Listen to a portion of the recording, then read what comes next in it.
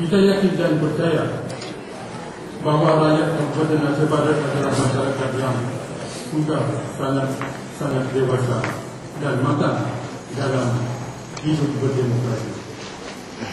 Setelah semua tahapan pilkada selesai, saya sangat yakin semua elemen masyarakat Aceh Barat segera berada pada sebuah titik kesimpulan besar yang sama, yaitu secara bersama-sama mewujudkan pembangunan yang berkeadilan dan berkesejahteraan kepada masyarakat di bumi Kepuman ini.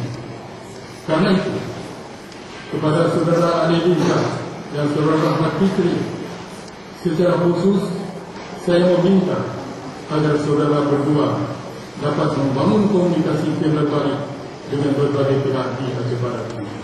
InsyaAllah, dengan semangat yang ikhlas ditambah lagi dengan komunikasi yang baik, seberat apapun masalah yang muncul dalam proses pembangunan di Aceh Barat akan dapat diselesaikan dengan sebaik-baiknya.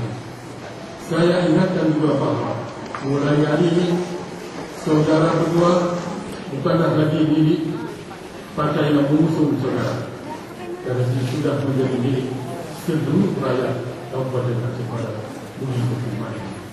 Oleh sebab itu, saudara berdua harus mampu menyatukan semangat dan berkesamaan demi melaksanakan amanah rakyat.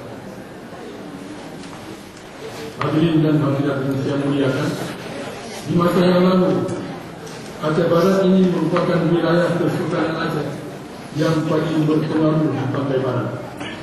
Bahkan Aceh Barat merupakan induk dari semua wilayah yang ada di kawasan pantai barat ini.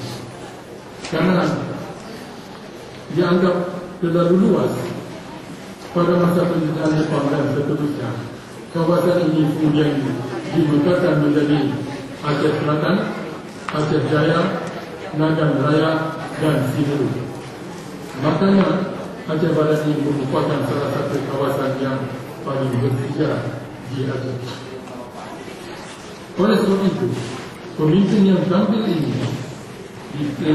wilayah ini haruslah orang-orang yang hebat, yang bijaksana dan amanah. Pada masa kini, Kabupaten Aceh Barat termasuk tulang punggung pertumbuhan ekonomi Aceh di kawasan pantai barat, dengan tingkat pertumbuhan ekonomi rata-rata 4,47% per tahun, tertinggi di antara semua wilayah yang ada di pantai barat.